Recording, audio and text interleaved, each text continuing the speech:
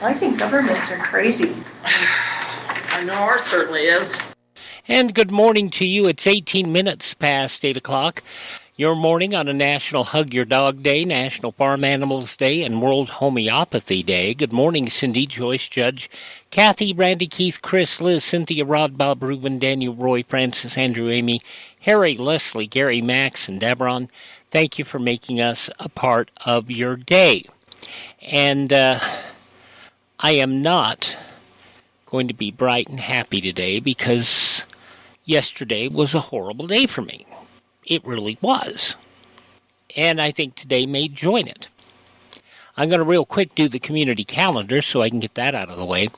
Let's see. White Pine Ministerial Association Food Bank open this afternoon, 4:30 to 6:30, behind Economy Drug in Ely. If you need help or can help, call 775-296-2665. Ely Senior Center lunch today will be chicken Caesar salad, minestrone soup, crackers, and an apple.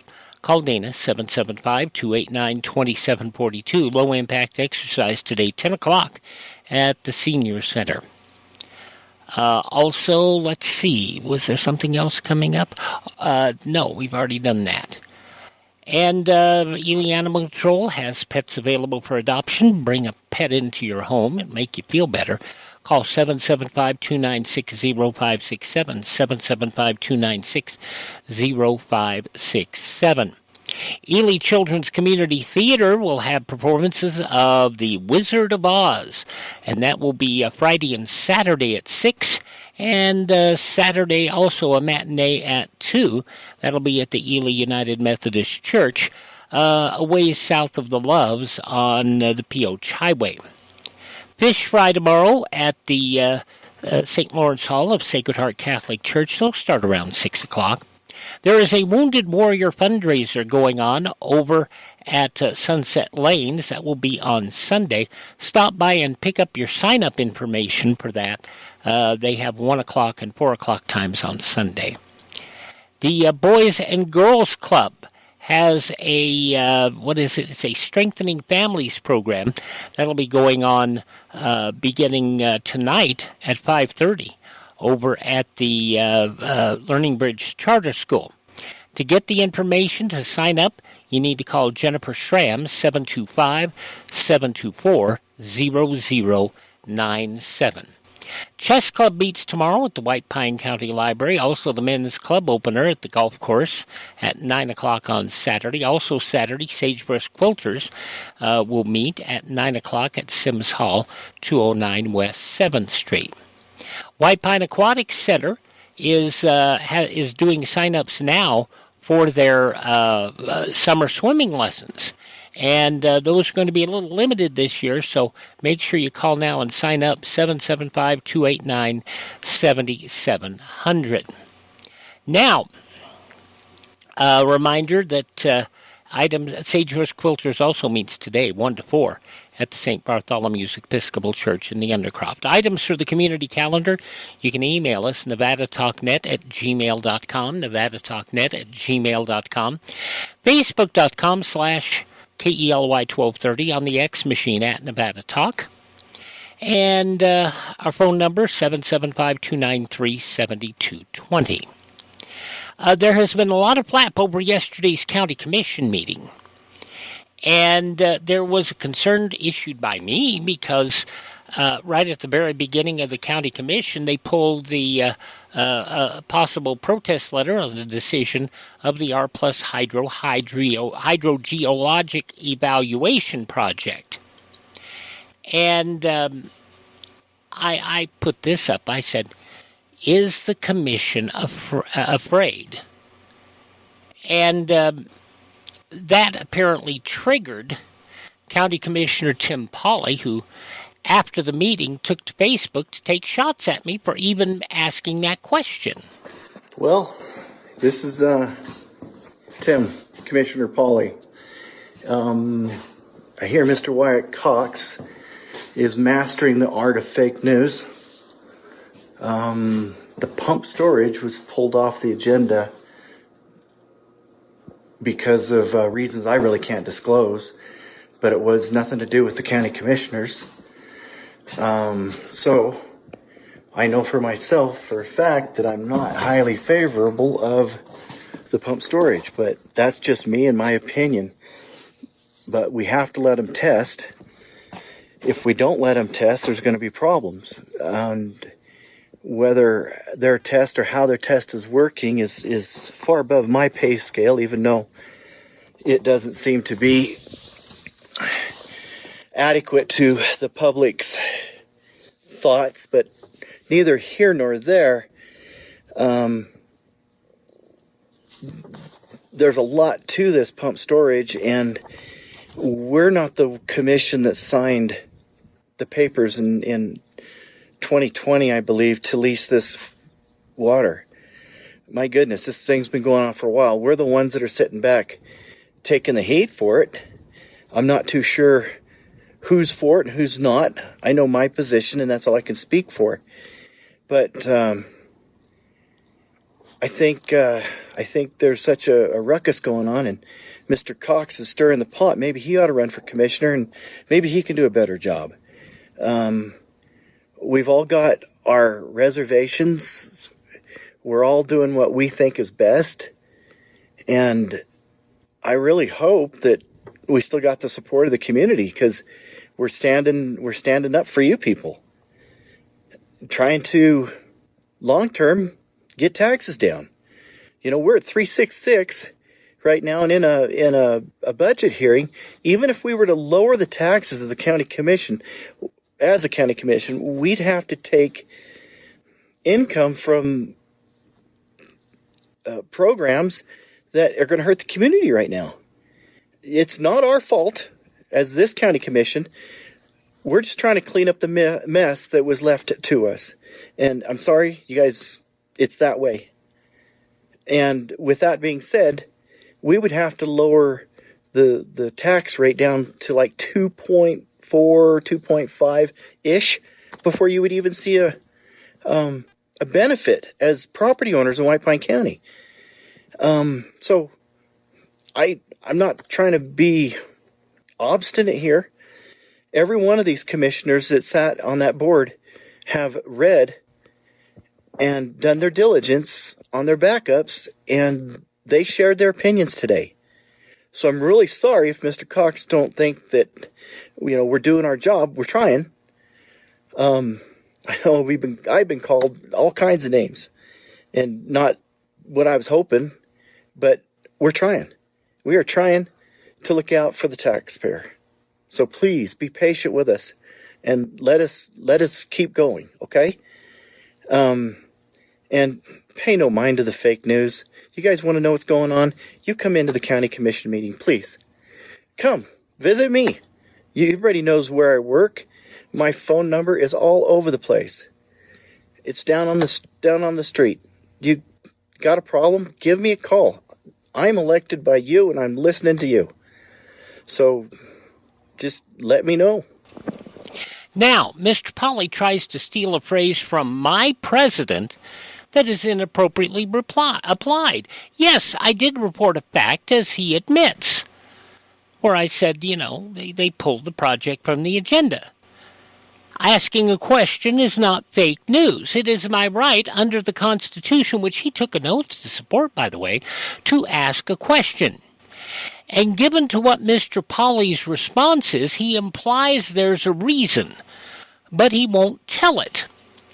Now, it's possible that there was a decision made prior to the meeting, and if multiple commissioners were involved in the making of that decision in private, that would be a violation of the Nevada Open Meetings Law. And by the way, it is also mentioned in the Nevada Open Meetings Law that there needs to be a vote to pull an item from an agenda or a motion to pull an item from the agenda before the meeting takes place. So there's an issue there.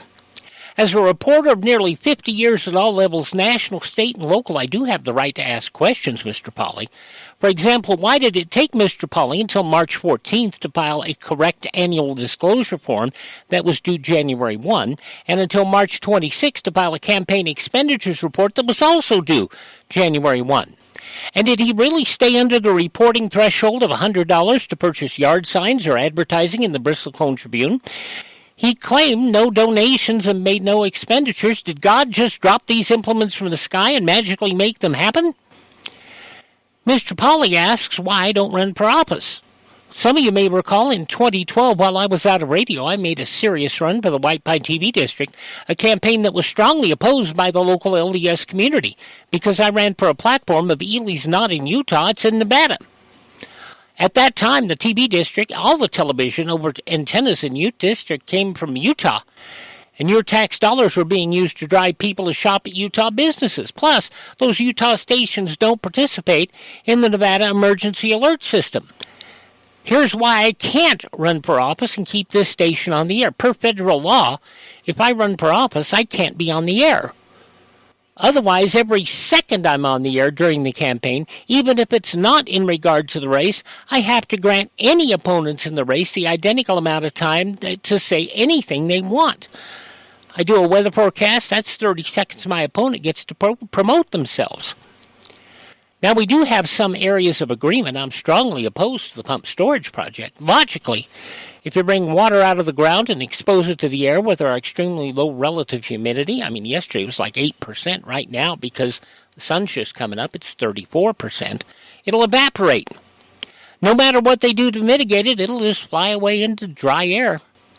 Their own numbers, 1.6 billion gallons of groundwater annually, that is unsustainable. This is a project that former commissioners should never have brought forward, and that's why they moved out of town. It needs to be quashed. If this county commission isn't willing to do it, we need to do our part, and what we need to start with is an old-fashioned demonstration, because if we don't stand up for this county and our water, who will? Now back to the meeting. Commissioners are showing up to the meeting and posing questions that should have been brought forward to departments prior to the meeting. They need to get their act together. Listeners have already asked when the recall petition is starting. Now, I'm not going that far.